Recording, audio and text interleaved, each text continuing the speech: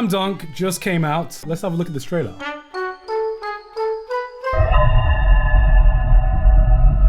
Alright, so I have been in America. There are sometimes some stuff gets announced in the anime sphere that I like to talk about. And normally I would just do a stream doing it when it gets announced. I haven't had a chance to do that recently. So what I did is just, I've basically compiled all of the big things I want to talk about that got announced within the past 2 months or something, and basically get a chance to talk about it. So with anime news, the first big announcement I wanted to talk about, Studio MAPPA are now rumored to be animating One Punch Man Season 3. I don't know how official this is right now. Right now, I think it's just a leak, but I fucking see it. Shonen leaks have basically gotten the edge for a lot of early news in a lot of other things as well. It's been pretty reliable from what I can tell. So it's not officially announced by MAPPA or anything like that now, but it's not some random guy on Twitter. I can see it because MAPPA seem to be collecting all of the Infinity Stones right now. Fucking, what do MAPPA even have right now? So they have Jujutsu Kaisen, they have Attack on Titan, which by itself, 2 of the most massive anime franchises. They have Chainsaw Man. So 3 of the most massive anime franchises, I wouldn't say of all time, but definitely 3 of the biggest that could be had right now. They've got Hell's Paradise, they've got Vinland Saga, and now, if they're getting One Punch Man Season 3, it's like,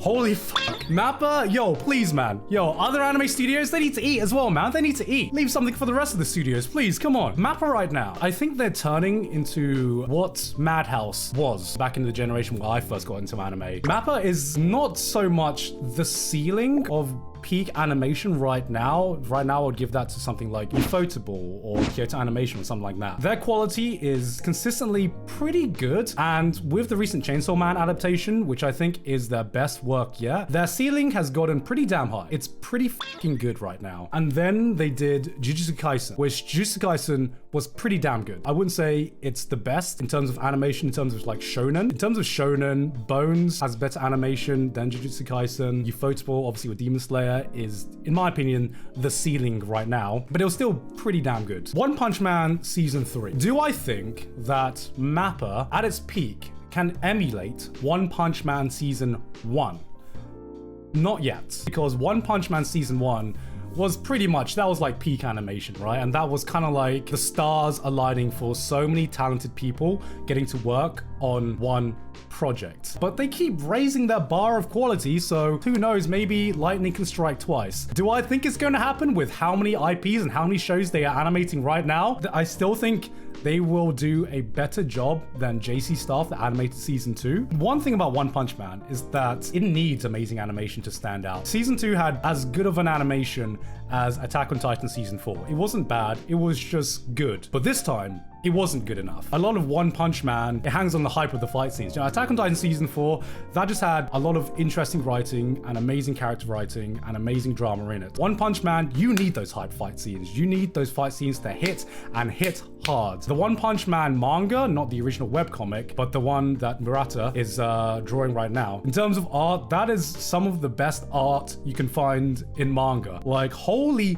fucking shit. I actually caught up to the One Punch Man manga last month, and I did not know that manga could go this hard in terms of their fight scenes. I won't spoil what happens, but it is fucking insane. What he's doing with some of the paneling and some of the panels, it is insane. And without spoiling what happens, I turn to a colored panel and I'm like, holy fuck. And if you caught up to the manga, you know what fucking panel I'm talking about. There is a colored panel that just comes in out of nowhere, and I'm just like, this is blowing my fucking mind right now. At the end of the day, One Punch Man Season 3 needs to be animated well. I believe that MAPPA can bring the hype. I think they can make an improvement on One Punch Man Season 2. Out of my first gut reaction, it's not going to be as good or as revolutionary as Season 1. Another thing that got announced as well, the anime for NieR Automata. This happened, I believe, 2 months ago or something like that. This is, I believe, going to be airing next season. So I'm going to be doing a seasonal stream as usual, but let's check out some of the early character PVs that came out for this. Oh, there my girl. There's my girl.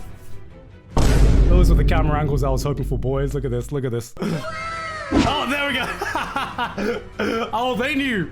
They knew, boys. Now, it's A1 Picture animating this. And one thing I'll say about A1 Pictures is that they're always consistent in their works. It's consistently good. You know, it's not amazing. You know, they always do a good enough job. Just say meh. Nah, man, they are not meh at all. They did Fairy Tail. Okay, maybe they can be, maybe they can be meh. Here's the thing. When I think A1, I think this is not going to look bad. It's going to look decent to good. It's not going to blow my brains out, but it's going to look good. And in my opinion, one of the biggest things that worries me about a NieR anime is how the f are they going to adapt this story? Let's just say it is not the most traditional story out there. NieR Automata is one of my favorite video game stories of all time. At the same time, one of the reasons I loved it so much, it's because of the way the story was told within the medium of video games. And one thing that really worries me is that Yoko Taro just doing Yoko Taro things. To get the full story, you need to complete the game 3 times. And every time you do, you restart from the beginning and you start essentially a new route. How the f do you adapt that into an anime? Harry Anime did that, and let's remember how the Endless 8 turned out, right guys? Everyone loved the Endless 8. I'd say the closest we've ever gotten is Fate. It's confusing having 3 separate adaptations to Fate Stay Night. Yes, as a Fate fan, I know that they are 3 different routes and 3 different stories, but to the average viewer, it can get confusing. And I know people are gonna be like, oh, it's not that confusing, it's just the same story being told with 3 different routes. I'm saying to like the mainstream audience and to the average audience member who doesn't know anything about the source material or anything like that, it's more confusing. I don't know how well NieR Automata is going to translate into an anime if you haven't played the original game, which is the biggest thing that worries me, because to me an anime should always stand on its own. NieR Automata is just so out there with the way it presents its ideas. That's so peculiar with how it portrays it within video games as a platform that I don't know how well that story is going to translate into anime. What might end up happening is that it takes a lot of the broader ideas, translates that over into an anime story, and it just might not hit the same in an anime story, you know what I mean? I have faith just because I have an open mind. Gut reaction, I don't think it's going to be as good as the video game, but I still have faith that it could be a good show. Moving on, Slam Dunk just came out. Let's have a look at this trailer. It's okay. I'm gonna try to keep my bias out of this. I just realized this is my first time watching the trailer. Didn't realize it was CGI. Maybe it's just this one shot. All right, let's see. Oh, it's all CGI.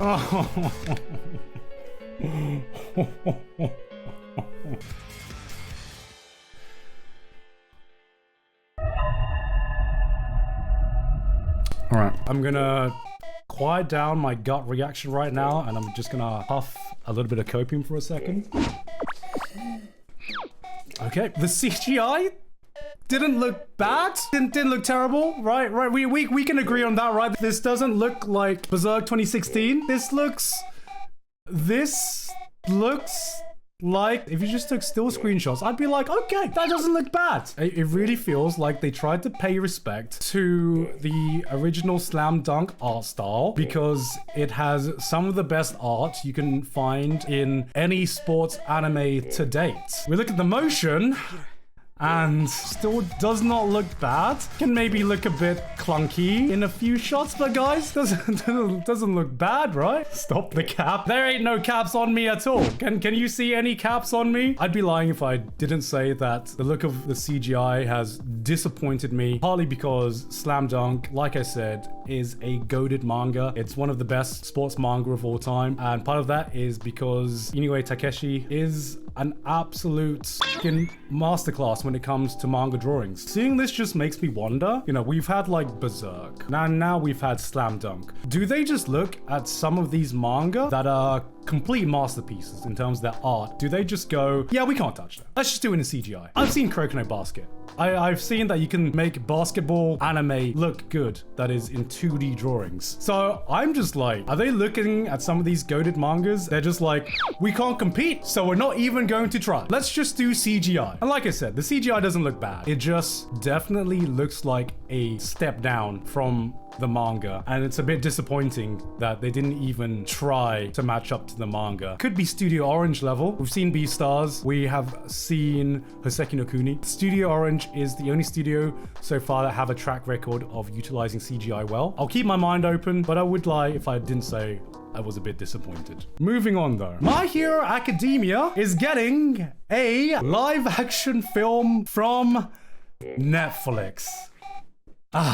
What else can we say about live action adaptations? My first thought is just, why? Netflix, you know, I know you are making One Piece right now, and I will say my last hope for live action anime died with Cowboy Bebop. If there's one anime I thought could get a great live action adaptation and I thought could get translated well into live action, it was Cowboy Bebop. I have no doubts that your crew were passionate about Cowboy Bebop. I don't know what went wrong in that production. A lot of it to me was the writing. I'm sure your team were passionate. I'm sure a lot of people on your team love Cowboy Bebop. You have cast members and you have teams that really love One Piece, and that is a good sign. I'm just wondering, is that enough to translate into a good live action adaptation? If you can't do Cowboy Bebop, I have no faith that you can adapt One Piece. Yo, One Piece is goofy even for anime. You show One Piece to the average anime fan and they're like, yo, this looks goofy as f. I don't want to watch this. Let me watch Chainsaw Man, or let me watch Bleach or something like that, you know? Was anyone here in the big three era where you had Naruto and Bleach? I remember being a One Piece fan back in the day. You had to like fight tooth and nail to be like, no. Guys, ignore the 4Kids dubs. And people are still like, oh, it looks stupid. Look at the art style, it looks stupid. And I'm like, guys, no. Ignore the art style, ignore like Mr. 2, Bon Clay, ignore Frankie. You know, I swear to God, it can get serious at times. I swear to God, it's a really good story. Thank God it's gotten to the point where One Piece is now that Naruto and Bleach have ended, One Piece like reigns supreme. You don't need the same type of convincing nowadays because so many people acknowledge that One Piece has an amazing story. And you translate that into a live action show. No fucking way. I am happy to be proven wrong, but there ain't no fucking way in my mind. Now, with My Hero Academia, maybe you can translate this into a live action, but my biggest question is why? Why would you want to? I'm tired. I am fucking tired of seeing people attempt live action adaptations. You know, this isn't just an anime thing, you know? I'm tired of seeing live action adaptations of classic Disney films and stuff like that. You know what? You know what I want to see more of? I want to see animated adaptation of live action franchises. I want to see more animated adaptations of video game franchises. We are getting that in some capacity. We had fucking Arcane. Amazing. Fucking incredible. We've had Cyberpunk. Also fucking incredible. You are taking one medium, you are telling stories that another medium can express. And Arcane and Cyberpunk were two fucking insane adaptations, and I want to see more of that. I think back to Animatrix and I was just like, that was so fucking insane, and I did not give it credit for just how unique it was, for all the ideas that it kind of presented back in the day, for taking a mainstream live action franchise and then telling stories that only anime can tell. I have all of these examples of franchises that have done well in anime form. And let's look at the other side. How many franchises have done well being translated into live action? Oh wait, people are gonna say like one or two. In terms of anime franchises being translated to live action versus other mediums being translated to anime, it's so top-sided of like which approach is better. So I'm like, why do you still keep wanting to do live action adaptations? Netflix, how about instead of adapting more anime into live action, you start promoting your anime itself? Is anyone here watching JoJo Part 6? Anyone even know that JoJo Part 6 was even out? So we've only got a few things left. Firstly, a Freerun Beyond Journey's End manga got announced to be an anime. If you don't know what it is, fake Giguk fan. Fake fans. Guys, disappointed. So disappointed, guys. Don't worry about it if you don't watch all of my content. It just hurts my heart, okay? Just hurts me. Yeah, I made a video about Freerun just saying how much I enjoyed this manga, and then it got an anime adaptation. If you don't know what it's about, basically follows the story of an elf who is the party of adventurers that end up like saving the world. Now, that sounds like your generic kind of fantasy manga,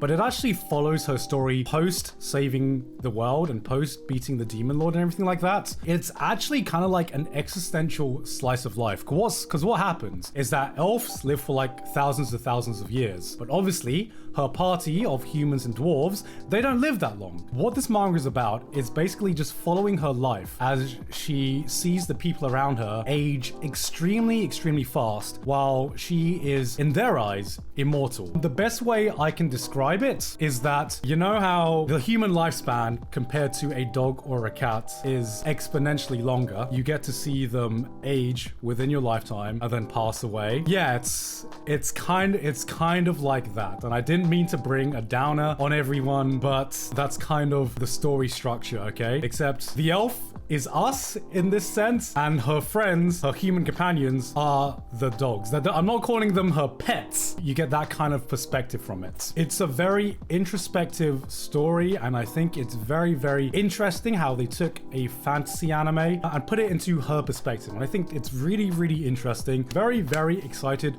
for this to get animated. That's not all, because not only that, Oshinoko also got an anime announcement as well. I am 2 for 2 right now, man. Is there a manga left that I've made a video about that hasn't got an anime adaptation yet? I got a good track record so far. Domekano 2?